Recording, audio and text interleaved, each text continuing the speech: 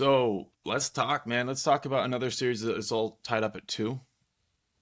We saw Philly pull out an OT win. James Harden, another really, really good former Thunder player who's playing great in this playoffs. I mean, every single team you watch, you're like former Thunder player, former Thunder player. So it's fun. It's like, So I got a question though, quickly though. Um, Kobe Bryant came out and said, well, came out before he died, obviously, that James Harden, the style of play, he'll never be able to win a championship. Now, with everything the way it's changing, is that the old school mind of thought that's going on, or do you actually think that Harden will still never be able to win a championship? well, I mean, look, I think that if you're going to take what, and I don't remember Kobe saying it, but, take your word for it, for like what he said, I would assume that it was basically with this assumption that with Harden being the number one option and best player on the team. Like, Okay. I don't think that he would necessarily have been like the future if he gets onto an MVP, and that he's the best. The other guy's the MVP, and then Harden's the second best player. Like there are ways to work around an absolute like that. So I mean, I kind of doubt that he was anticipating this Philly time for Harden. Okay. But I mean, how about Boston? Joe Mazzulla with 2 timeouts left, didn't call timeout and set up a play, and they weren't actually able to get a shot off. I mean, Smart's shot was he got it up, but it was in his hands when the ball released. So Yeah. a lot of people have been putting Joe in the doghouse, saying he's not very good at end of game situations. I don't watch enough Boston Celtics to have an opinion on that. Yeah. So this is like the first time I'm noticing it, and I'm like, yeah, that was probably not the best situation. What do you think? Would you Man. have called timeout? What? Would you have called timeout if you had 2 timeouts and the ball with you could get the final shot? Or would you just run it in? I mean, Dude, here's the thing about it is that I want to say that I would use a timeout, but here's the reality, and you and I both know this, is that every game is different. You've got to feel the game. As a coach, if you recognize that your players aren't responding well to timeouts, or your players are responding well to timeouts, you've got to do what's right at that moment. right. And like the thing is that everybody knows that players and coaches, and they're all moody. They all have different moods. So recognizing what mood your coach is in and your players are in is the key. All right. Very good. So I think that is a very good question for like individual at the moment. Coach, why did you call timeout, or why didn't you call timeout in this situation? Because then I would like to know what his mindset is, because again, in that moment, he already is thought of the reason, and 3 reasons. Like these guys are professionals. It's what they do. They read their players. Right. So I don't know, man. Like, if you're in that spot though, right? I guess you don't want to be thinking about the narratives as a coach, like, oh, people are saying, so I better call timeout. I better do this because people are going to say.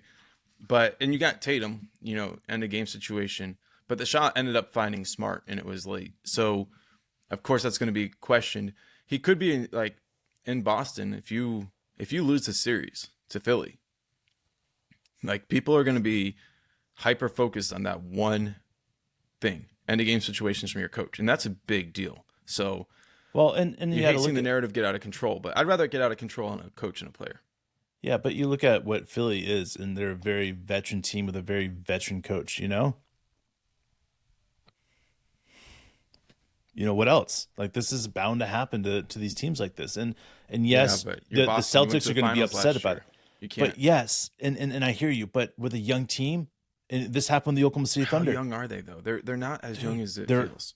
But you're right, because they have a couple older guys that are And running up the they're team. young But their guys. main players are under 24 years old, 25. But they're also being paid like they're not young. So that's one of the things that like really puts the pressure on, is like, how long can you pay super premium contracts for players that aren't going to the finals, or at least the conference finals? But this is a hypothetical. We don't know what this is going to go like. I honestly don't feel like Philly is going to win the series, but all of a sudden nothing looks like it's sure. If Philly goes in and wins in Boston, and all they have to do is win at home to seal the series, Yeah. you got to like their chances there. That's Doc Rivers going to go in and try to get this win. I think it's pretty special. And then tonight, bro, we got two games that are 2-1. We got Lakers up 2-1 on the Warriors and Miami up 2-1 on the Knicks. I'm hoping for all 4 series to be tied at 2 because honestly, this has a chance to be one of the best playoff series, like playoff second rounds we've ever seen. Yep. Because all these playoff series are good. Yeah, man. First of all, good luck, El Sombro. I hope you have a great interview. Keep peace of mind, man. You're gonna do amazing, and keep it up, dude. Because you're a good dude, and all you got to do is be yourself, and people like it. So, and I agree, Josh. St. Louis. Yeah, St. Louis. We have family in St. Louis too. It's great. Josh, I agree, man. Mike Muscala would definitely be helping the situation, but the problem is that sometimes when you have a young coach like this, substitutions aren't as easy as recognized, and it's just hard, man. Like I feel for Mike, but on the same sense, in Germany. Yeah, it's crazy. What's up, dude? Sorry to cut you off. What's up, George? Hanging out. What part of Germany, bro? Blake, what's going on, man? Blake.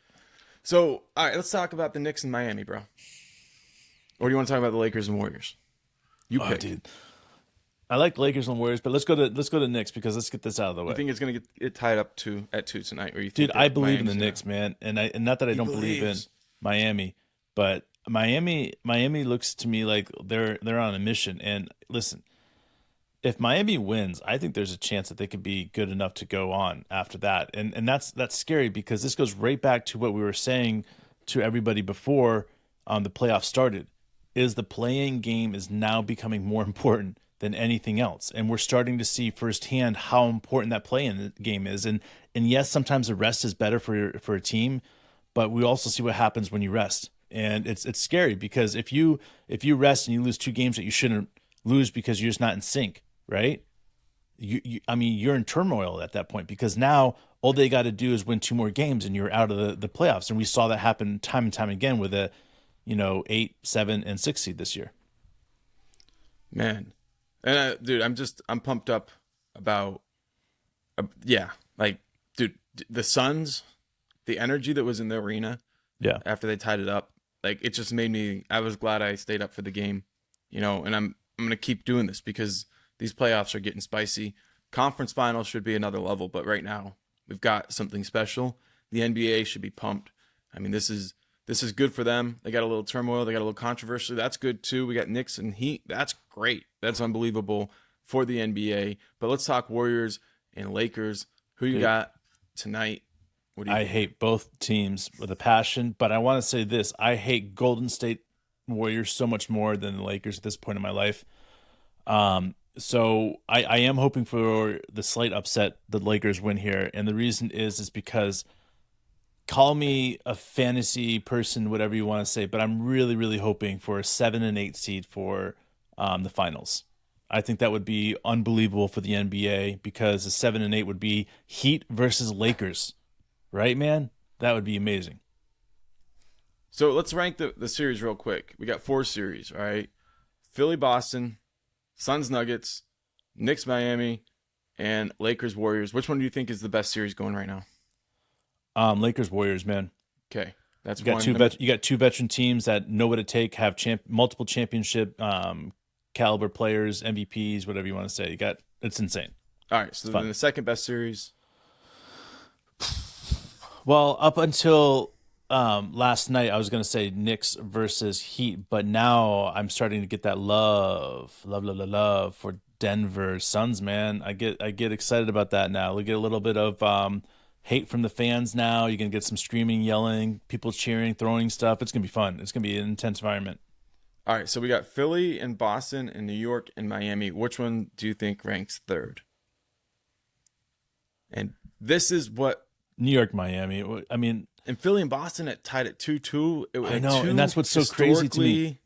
Tight. Boston and Philly, it's crazy. Overtime games, like this is what's like. Call me whatever you want, but I love underdog teams. Mm-hmm. I love underdog teams. And this year, more than ever before, we have a choice of tons of underdog teams. I mean, think about it. It's great. No one would have ever thought the Knicks could have made it to the conference finals. No one ever thought the Heat could have made it to the conference finals. One of those teams were going to make it. I mean, you go on the other side from the play-in. Yeah.